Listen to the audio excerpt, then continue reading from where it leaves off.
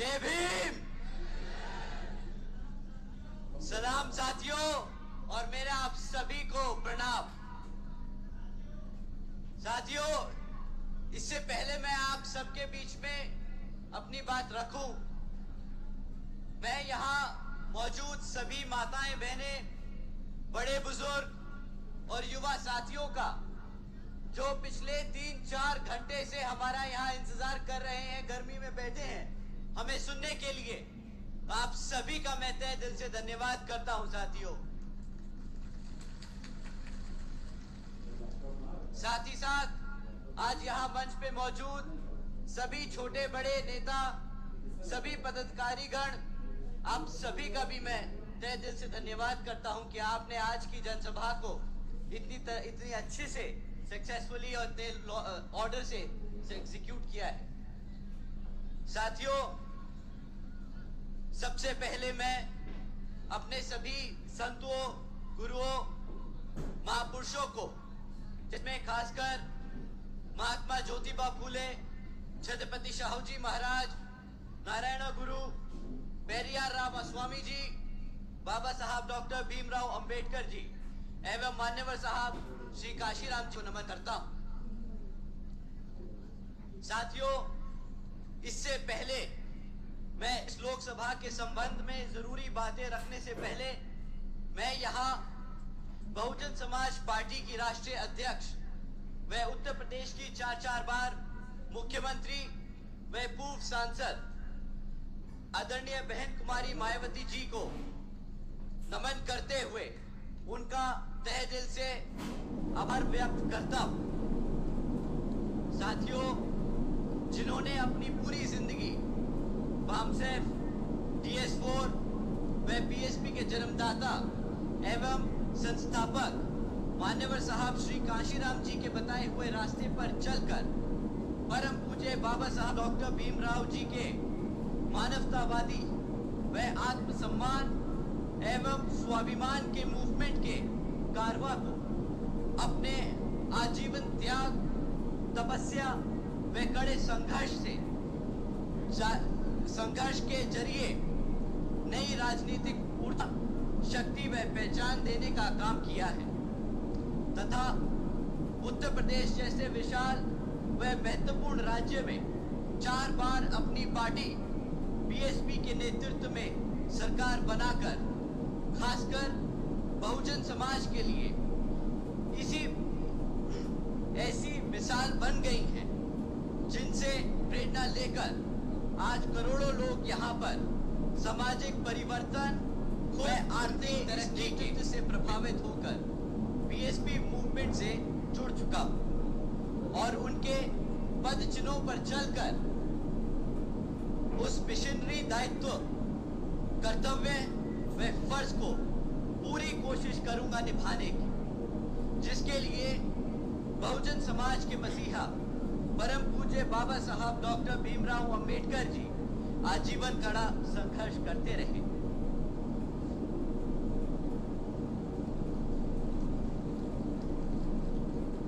साथियों, मैं ये बात कुछ 2-3 रैलियों से, 2-3 मीटिंगों से दोहराता आया हूं, परंतु आज आप सबके सामने मुझे पहली बार अपनी बात रखने का मौका मिल रहा है, तो मैं फिर से आप लोगों के बीच में ये बात दोहराना चाहूंगा। साथियों, विपक्षी पार्टियां, उनके चमचे हमारी पार्टी के कैडर को, हमारे लोगों को, हमारे कार्यकर्ताओं को भ्रमित करने की कोई कसर नहीं छोड़ी।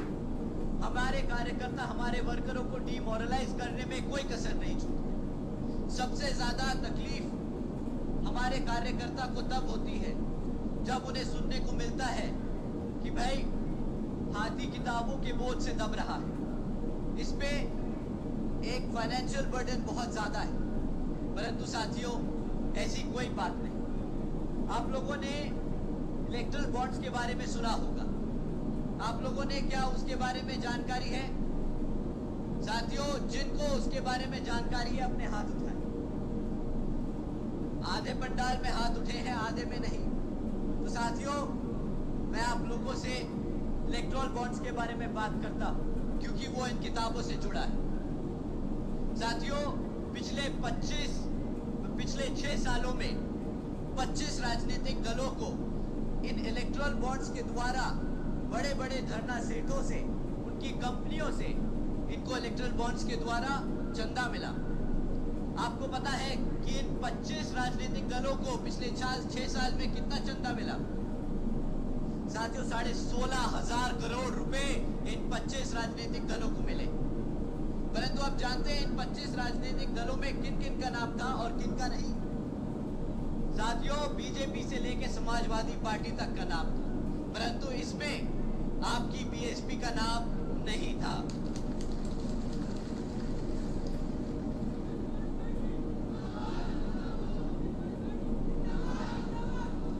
साथियों, बीएसपी केवल यहां उत्तर प्रदेश में नहीं बल्कि पूरे देश में बड़े बड़े पूंजीपतियों व धरना सेठों के धन बल के सहारे नहीं बल्कि अपने समर्थकों, कार्यकर्ताओं, वर्करों के बल पर, उनके तन मन और धन के आधार पर यहां अपना चुनाव लड़ती आई है और आगे भी अपना चुनाव उन्हीं के बल पे लड़ती जाएगी।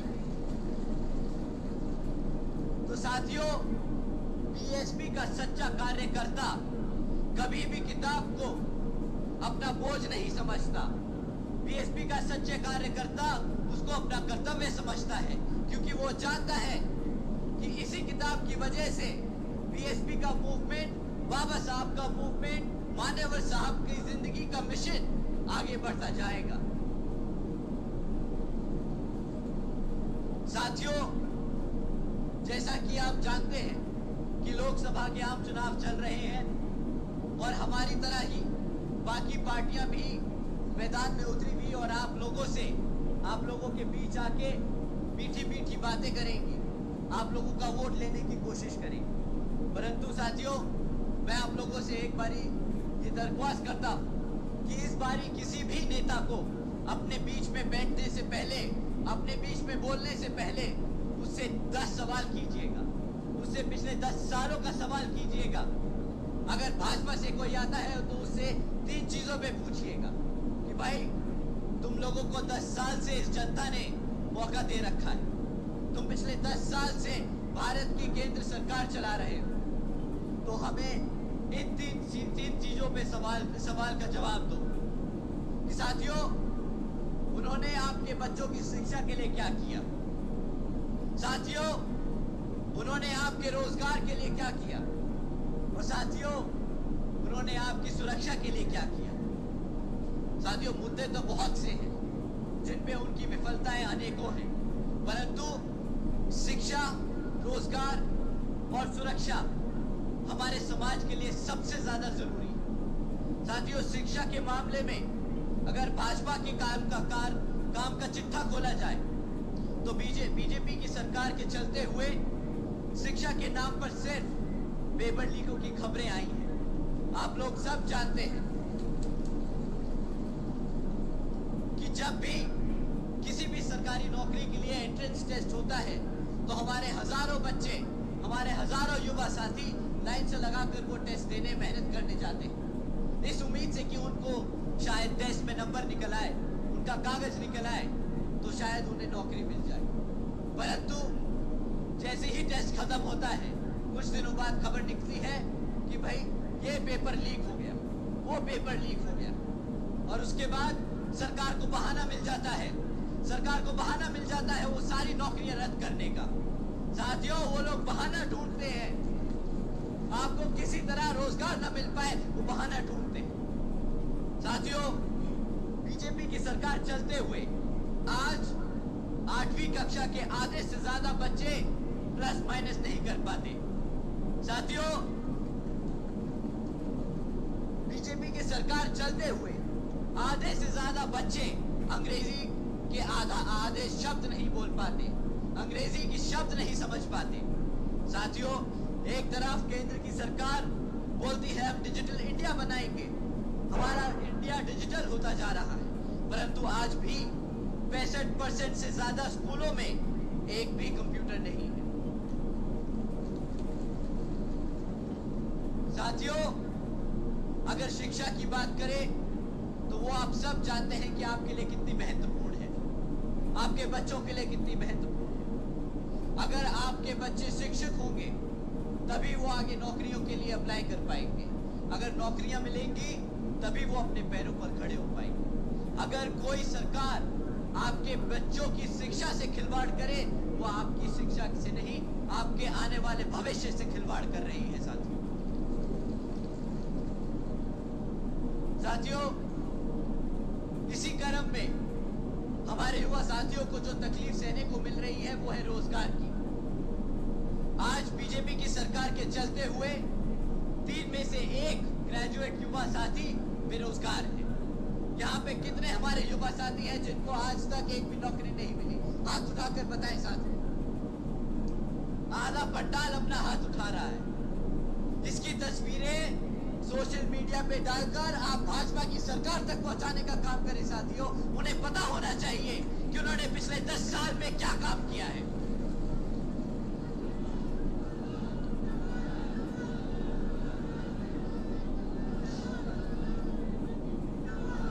साथियों, पिछले 10 सालों में सरकारी नौकरियों को तो आता पता नहीं, अगर प्राइवेट सेक्टर में कहीं एक आधी नौकरी निकल भी जाती है तो वहां पर भी 10-10 नौकरियों के लिए 10-10 हजार लोग अप्लाई कर रहे होते। कहां से मिलेगा रोजगार? कहां से आपके बच्चे अपने पैरों पर खड़े हो पाएंगे? बताइए साथियों। आपको मैं एक खबर सुनाता हूं। ये अभी कुछ महीने पहले न्यूज़पेपर में हेडलाइंस थी। 90,000 से ज्यादा पीएचडी स्कॉलर्स, इंजीनियर्स और ग्रेजुएट्स युवा साथियों ने क्लास 4 की नौकरी के लिए अप्लाई किया।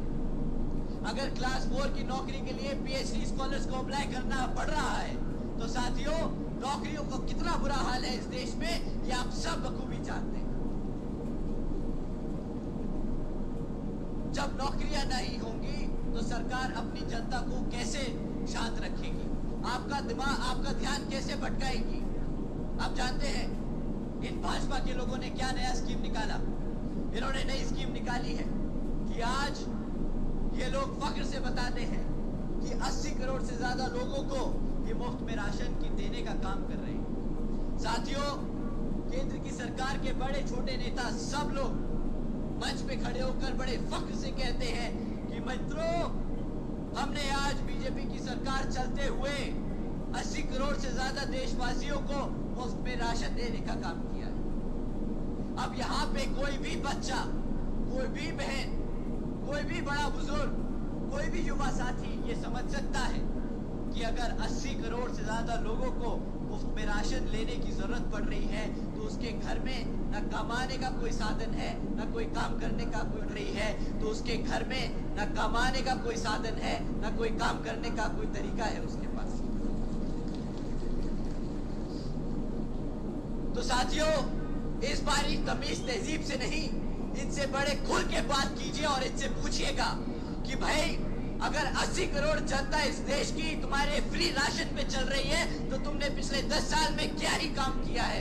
कहाँ है मेरा रोजगार? कहाँ है मेरी शिक्षा?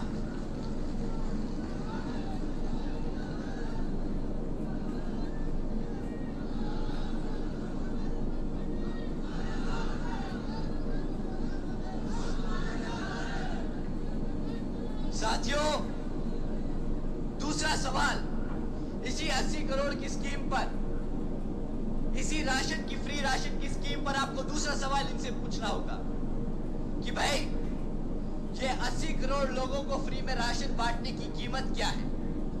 क्योंकि ये भी कभी ना कभी आपके टैक्स के पैसों से दिया जा रहा है। ये भारत की सरकार का लिया हुआ कर्जा है जो हमारे लोगों को बांटा जा रहा है राशन की और राशन के रूप में। तो साथियों, इसकी कीमत भी आज नहीं तो कल आपके बच्चों को चुकानी होगी। तो इनसे पूछें कि इसकी कीमत क्या है। साथियों, सरकार का डेटा कहता है कि अगर भारत की सरकार 80 करोड़ लोगों को ये मुफ्त में राशन देने का काम कर रही है तो इसकी कीमत 2 लाख करोड़ से ज्यादा है।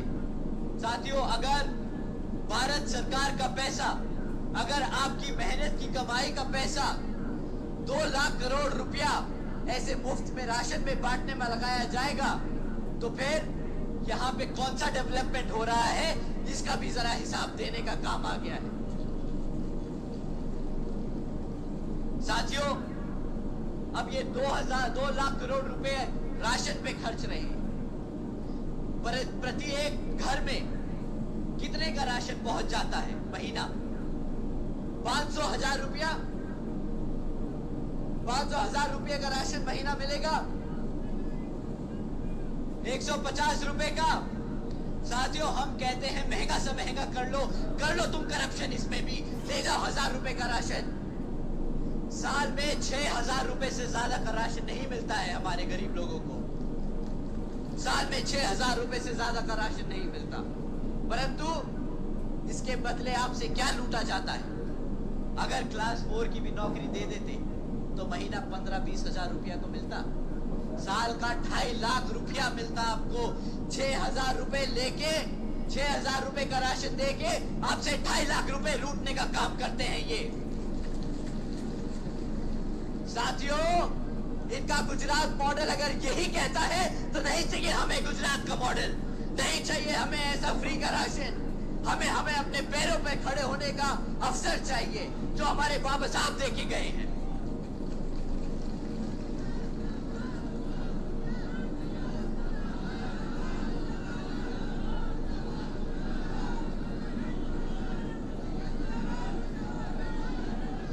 साथियों, ना ये आपके बच्चों को शिक्षा दे पाए, ना हमारे युवा लोगों को रोजगार दे पाए। अब बात करते हैं इनकी सुरक्षा की। मैं बस एक लाइन बोलूंगा, मैं इनका एक पास किया हुआ ऑर्डर आपको बताऊंगा।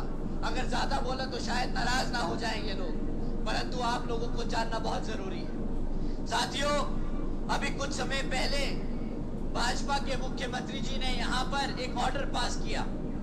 ऑर्डर में कहा कि लड़कियों को आज शाम को 8 बजे के बाद से प्राइवेट इंस्टीट्यूट्स में, कॉलेजेस में ट्यूशंस लेने की जरूरत नहीं है, उन्हें लेने नहीं दिया जाएगा।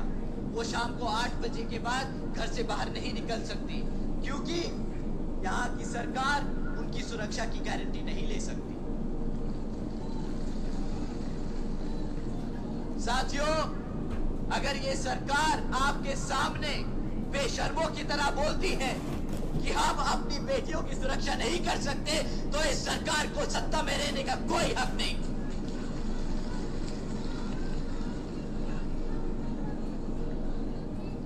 ना ये सुरक्षा दे पाए, ना ये शिक्षा दे पाए, ना ये रोजगार दे पाए। किस बात का अखंड भारत की बात करते हैं ये लोग?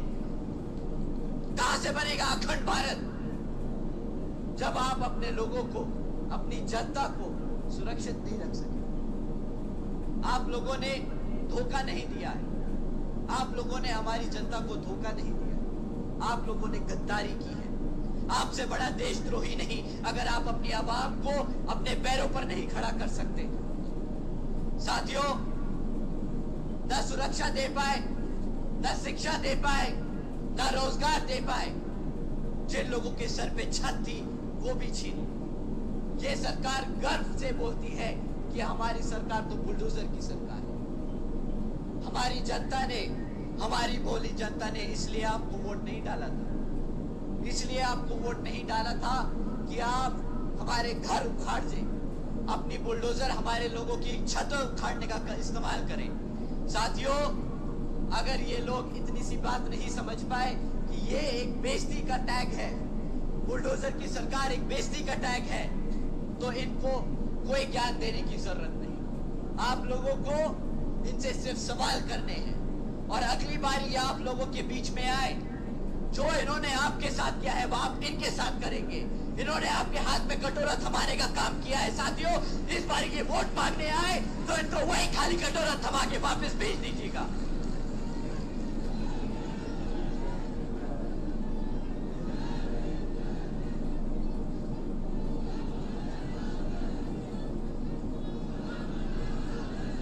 अब साथियों, इन्होंने आपको पढ़ने नहीं दिया, इन्होंने आपको रोजगार नहीं दिया। इनकी अपमानवादी सोच सोचिए, इनकी प्लानिंग समझिए। जब आप पढ़ेंगे नहीं तो अपने इतिहास के बारे में जानेंगे कैसे? जब आपको नौकरी नहीं मिलेगी तो आपको रिजर्वेशन कहां से मिलेगी? साथियों, इन्होंने आपके इतिहास को खत्म करने की कोशिश की है। अगर ये पार्लियामेंट में आपका संविधान नहीं बदल सकते तो ये इस तरीके से आपका भविष्य खत्म करने की कोशिश कर रहे हैं। साथियों, अगर बहन जी नहीं होती अब तक तो ये हमें कब का मिटा चुके होते।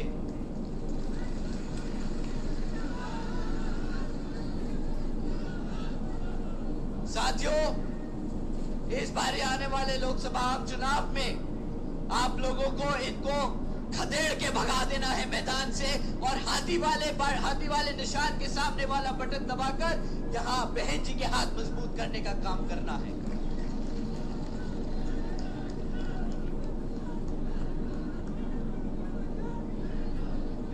साथियों, जैसा कि आप सब जानते हैं, हमारी पार्टी ने यहां पर अलग अलग क्षेत्रों में हमारे कैंडिडेट्स उतारे हैं, जैसा कि हमारे सारे कैंडिडेट्स आपके सामने खड़े।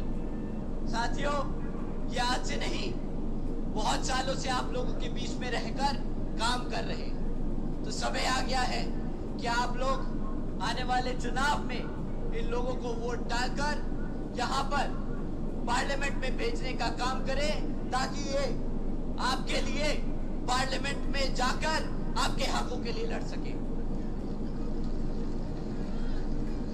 आप सब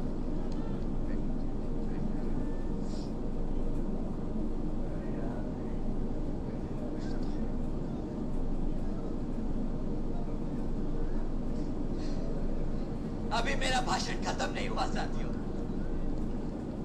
अभी तो बेइज्जती करना बाकी है, प्यार प्यार से करेंगे।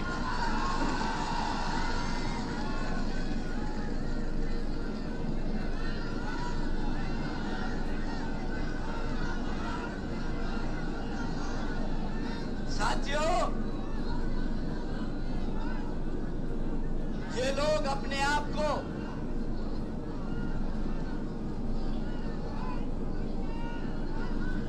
साथियों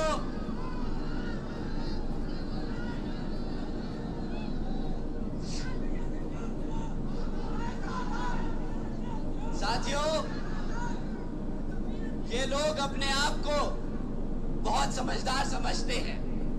ये बोलते हैं कि भारत ने गुजरात का मॉडल फॉलो किया और भारत को $5 ट्रिलियन की इकोनॉमी बनाने का काम कर रहे हैं। इन समझदारों से कोई सवाल करे और इनको एक फैक्ट दे कि भाई, जब 2014 में आपने केंद्र की सरकार में अपनी सत्ता ली थी, तब भारत की सरकार पर 58,60,000 करोड़ का कर्जा था।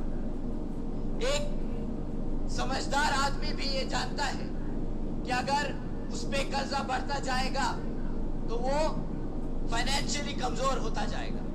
वो कोई तरक्की नहीं कर रहा, वो कर्जे के पैसे पर जी रहा है, वो समय खरीद रहा है कि उसे कभी ना कभी तो वो पैसा चुकाना हो। जब इन्होंने 2014 में भारत सरकार में ये लोग वोट लेके पहुंचे थे तो भारत सरकार पर 58,60,000 करोड़ का कर्जा था।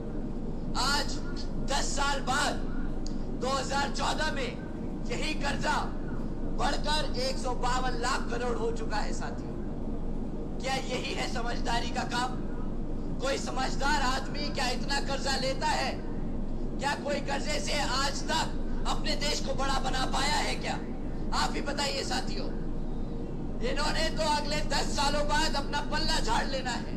ये तो मंच पर आकर फिर खड़े होकर बोल पड़ेंगे, अरे हम तो फकीर आदमी हैं, झोला उठाकर चल पड़ेंगे। और ये 152 लाख करोड़ का कर्जा हमारे लोगों पर छोड़ जाएंगे। इन लोगों की पुरानी फितरत है साथियों, दूसरों का काम दूसरों पे चिपकाने का।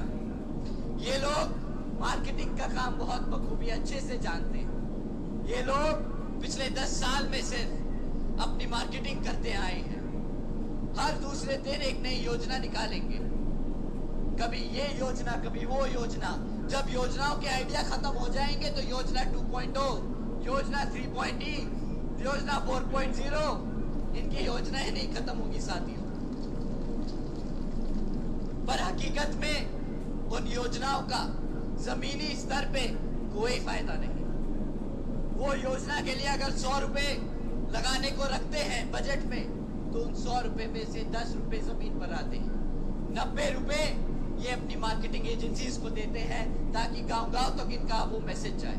अरे गांव तक मैसेज पहुंचाना नहीं, वो योजना का काम कराना होता है ताकि आपका गरीब आदमी आपके लगा मेहनत कमाए हुए पैसे से उसका फायदा हो सके।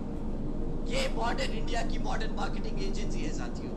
ये इलेक्शन जीतने आपके भले के लिए नहीं लड़ते, ये इलेक्शन अपने आप को सत्ता में रखने के लिए लड़ते हैं। ये इलेक्शन आपको सत्ता से दूर रखने के लिए करते हैं। ये इलेक्शन आपको कमजोर रखने के लिए करते हैं। ये इलेक्शन हमारे संविधान को बदलने की कोशिश के लिए लड़ते हैं। साथियों, इनसे बड़ा देशद्रोही कोई नहीं।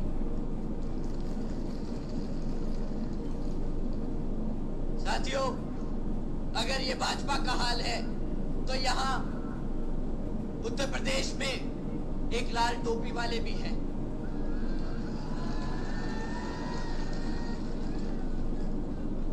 वो भैया साइकिल पे चढ़कर पूरे प्रदेश में चक्कर लगाकर एक बारी राज्य सत्ता में तो आ गए, परंतु आज भी 7 साल बाद उनके पास अपने काम 5 साल के कार्य के लिए क्या करा वो बताने को कुछ नहीं।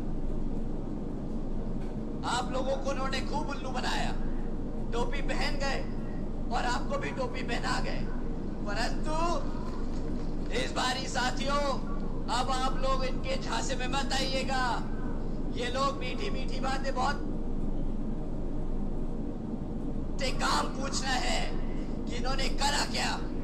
पिछले विधानसभा आम चुनाव में हमारे मुसलमान के भाइयों ने इनको एक तरफा वोट डाला, पर आज उसी समाज के अत्याचारों के खिलाफ इनके मुंह से एक शब्द नहीं निकलता। क्या बताओ, सच है कि नहीं साथियों? साथियों, जो इनके लिए वोट डालता है उनके लिए तो ये लड़ नहीं सकते, परंतु संसद में रिजर्वेशन इन प्रमोशन के खिलाफ इन लोग चढ़कर खाली हाथ ही नहीं मुंह भी बहुत तेज तेज चलाते हैं और फिर फाड़ने का काम करते हैं। इनको वोट डालना मतलब हमारे समाज के खिलाफ वोट डालना हो जाएगा। इस बारी आप ना अपने आप से किसी साथी को इनके फेवर में वोट डालने की कोशिश ना करने दे साथियों। साथियों, इसके साथ साथ यहाँ कांग्रेस भी आपके बीच में आएगी। वो भी भैया एक देश के कोने से दूसरे कोने से चलने का काम कर रहे हैं। बोल रहे हैं कि हम भारत जोड़ेंगे। पिछले 60-70 सालों में तो उनसे भारत बना नहीं। पता नहीं कि आप कौन सा फेविकॉल लेके घूम रहे हैं कि जो भारत जोड़ेगा।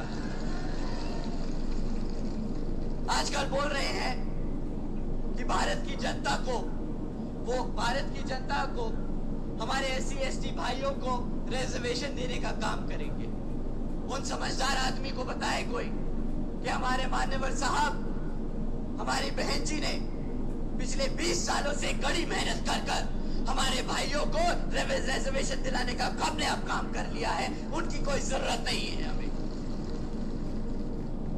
वो अपने 60 साल शायद भूल गए हैं, तो उन्हें अगली बारी आप मिले तो जरूर बताइएगा, भाई साहब आपकी अब कोई जरूरत नहीं, आपको जो भारत की जनता ने मौका देना था दे दिया। अब आप अपने घर बैठे। हमारे बहुजन के लोग, हमारी बहन जी अभी जिंदा है और हमारे लिए लड़ती आई है और लड़ती आएगी।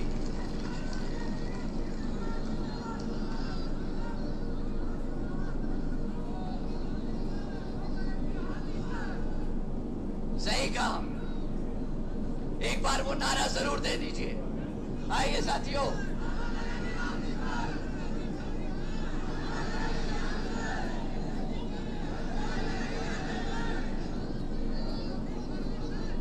समाज पार्टी जिंदाबाद। जड़गुंडों की छाती पर, जड़गुंडों की छाती पर और लगेगी हाथी पर, जड़गुंडों की छाती पर और लगेगी हाथी पर, जड़गुंडों की छाती पर और लगेगी हाथी पर। अनेका समिति जिंदाबाद, जिंदाबाद, जिंदाबाद। अनेका समिति जिंदाबाद, जिंदाबाद, जिंदाबाद। साथियों, समय आ गया है बताने का कि ये हाथी कभी झुकेगा नहीं, ना ये कभी रुकेगा। आने वाले लोकसभा चुनाव में बता दीजिए इन्हें कि यहाँ पर किसका राज चलता है। हमारे बहुजन समाज के लोग ना कभी झुके हैं ना कभी झुकेंगे, हमेशा आगे बढ़ते चलेंगे।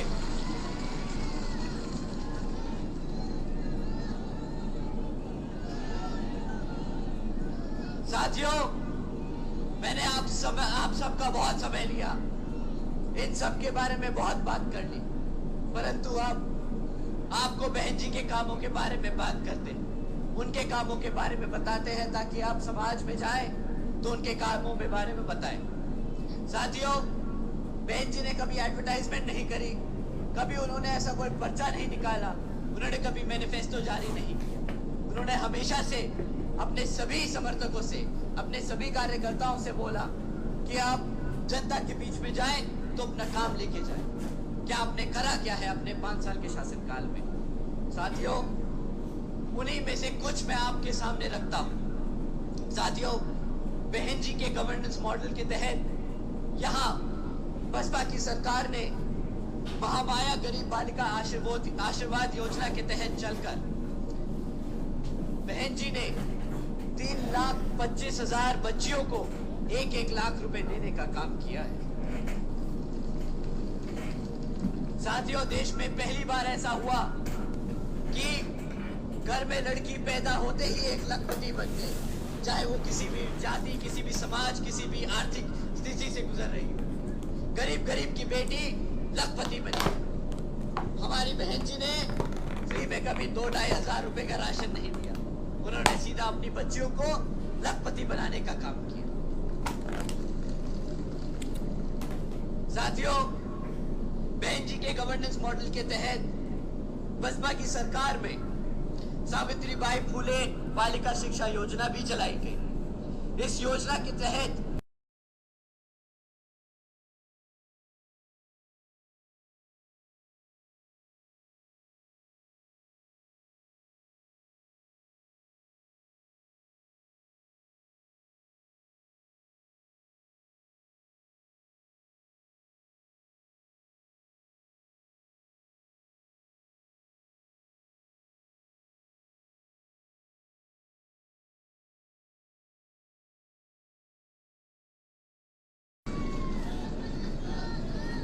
बहन जी ने अपने शासनकाल में हर एक बच्ची को शेरनी बनाने का काम किया है। तो अपने समाज ने बहन जी को शेरनी बनाया तो उन्होंने पलटकर हर एक बच्ची को शेरनी बनाने का काम किया है।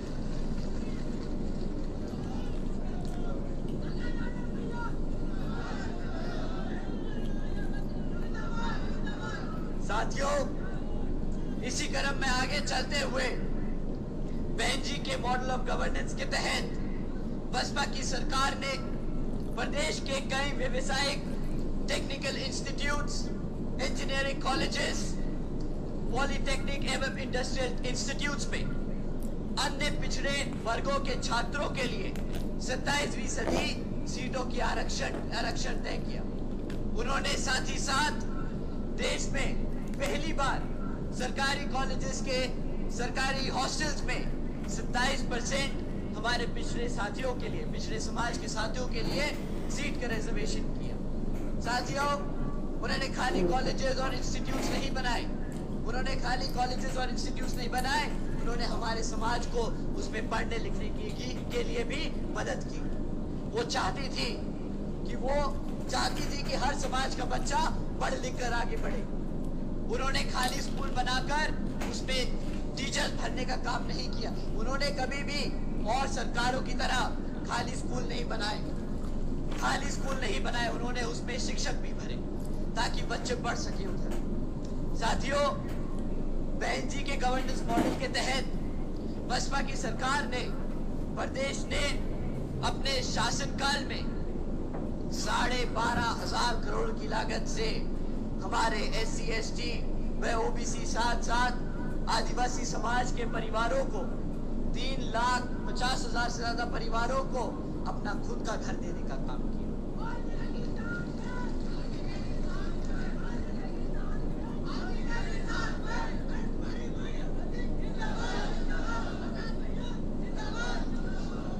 साथियों, साथ ही साथ बहन जी के गवर्नेंस मॉडल के तहत चलकर यहाँ बसपा की सरकार ने सरकारी नौकरियों के साथ साथ देश में पहली बार सरकारी ठेकों में भी आरक्षण की व्यवस्था लागू की। उसके साथ साथ सरकारी नौकरियों में भर्ती पे लगी हुई रोक को भी हटाकर यहाँ पर सभी जरूरतमंदों को सरकारी नौकरी देने का काम किया। साथियों, बहन जी की सरकार में कृषि एवं संबंधित कार्यों में मिनिमम वेजेस को 55 रुपए से बढ़ाकर 100 रुपए प्रतिदिन करने का काम किया है और अन्य पिछड़े वर्गों के लोगों की क्रीमी लेयर की वार्षिक आय 3 लाख रुपए से बढ़ाकर 5 लाख रुपए करने का काम किया। साथ ही साथ बहन जी ने गन्ना खरीदने के दाम दुगने कर दिए। साथियों, बहन जी ने कभी भी ये नहीं बोला कि वो एमएसपी लागू करेंगे। उन्होंने कभी भी नहीं बोला कि हम ये वादा करते हैं, हम वो वादा करते हैं। उन्होंने हमेशा जमीन पर उतरकर अपने समाज के लिए काम करके दिखाया है। साथियों, इसके साथ साथ बहन जी ने अपने शासनकाल में 90,000 से ज्यादा अधिक शिक्षकों को सरकारी नौकरी दी। स्कूल बनाए तो वहां पे टीचर्स की भी भर्ती करी ताकि हमारे समाज बढ़ सके। 1 लाख से अधिक सफाई कर्मचारियों को नौकरी देने का काम किया। 2 लाख से अधिक नौजवानों को पुलिस फोर्स में भर्ती किया और 6 लाख से अधिक हमारे अपर कास्ट समाज के गरीब भाइयों को भी विभिन्न विभागों में सरकारी नौकरी देने का काम किया है। साथियों, बहन जी के गवर्नेंस मॉडल के तहत चलकर कि हमारी सरकार देश के हर एक समाज के लोगों को अपने पैरों पर खड़ा कर उसको स्वाभिमान से जीने का अधिकार दिलाने का काम करेगी। तो साथियों, इन्हीं जरूरी बातों के साथ ही अब मैं आप सभी लोगों से मेरे साथ साथ खासकर आदरणीय बहन कुमारी मायावती जी की भी यही विशेष अपील है कि इस समय देश में हो रहे लोकसभा आम चुनाव में आप सभी लोग हर मोर्चे पर सावधान रहें। आपका वोट बहुत कीमती है साथियों। आपके वोट को कोई खरीद ना सके, आपके वोट को कोई लूट ना सके, आपके वोट को कोई खराब होने ना दे। साथियों, जाति बिरादरी, धन बल, मंदिर मस्जिद या किसी भी भावना भगवान आदि के नाम पर कोई स्वार्थी आदमी आप लोगों को फंसा न ले और आपके वोट का दुरुपयोग ना करे। आप लोगों को संभल के रहना होगा, क्योंकि देश के हर एक महिला, हर एक पुरुष, हर एक युवा साथी को यह अधिकार यहाँ परम पूज्य बाबा साहब डॉक्टर भीमराव अंबेडकर जी की अति महत्वपूर्ण देन है। साथियों, इसी वोट से आप उस सत्ता पे तावीज हो सकते हैं, उसी सत्ता की चाबी ले सकते हैं। तो साथियों, मैं आप सब से यही खास अपील करता हूं कि साथियों, ये समय आ गया है कि आप सब आपस में गलतफहमियों को दूर करें, आपस के झगड़े को छोड़ दें, एक तरफ करें और आने वाले इस लोकसभा चुनाव में यहाँ जिन ही क्षेत्रों में बीएसपी के लोकसभा के उम्मीदवार चुनाव लड़ रहे हैं, तो उन्हें आप लोग वोटिंग मशीन के पर बीएसपी के हाथी के चुनाव चिन्ह को सामने वाला बटन दबाकर यहाँ बहन जी के हाथों को मजबूत करने का काम करें। और इसके लिए मैं यहाँ अपने युवा साथियों को बोलूंगा, आप लोग बढ़ चढ़ कर इसमें अपना हिस्सेदारी निभाएं और अपने सभी बड़े बुजुर्गों को लेके जाएं और वोट डाल के आए। इसी के साथ साथ मैं आज यहाँ मौजूद दोबारा से यहाँ पर सभी बड़े बुजुर्ग, माताएं, बहनें, युवा साथी, मीडिया बंधु, हमारे सभी छोटे बड़े पदाधिकारी, आप सभी को तहे दिल से धन्यवाद करता हूं। और आज यहाँ हमारे बीवीएफ के जवान साथी भी हैं। आप लोगों ने जिस तरीके से इस मीटिंग को कंडक्ट किया, लॉ एंड ऑर्डर मेंटेन करके रखा, आप सभी को मैं तहे दिल से धन्यवाद करता हूं। जय भीम, जय भारत। बहुत बहुत धन्यवाद। वर्ली जनपद में अपना कीमती समय देने का हमारे पार्टी के राष्ट्रीय कोऑर्डिनेटर श्री आकाश आनंद जी का। आज मैं इस मंच के माध्यम से कुछ घोषणा करना चाह रहा हूं जो पार्टी ज्वाइन कर रहे हैं। गौरव जायसवाल जी जिला कोषाध्यक्ष समाजवादी पार्टी छोड़कर बहुजन समाज पार्टी की सदस्यता ग्रहण कर रहे हैं। मुदित प्रताप सिंह पति जिला पंचायत सदस्य वार्ड नंबर 40 आंवला से बहुजन समाज पार्टी की सदस्यता ग्रहण कर रहे हैं। प्राची सिंह जिला पंचायत सदस्य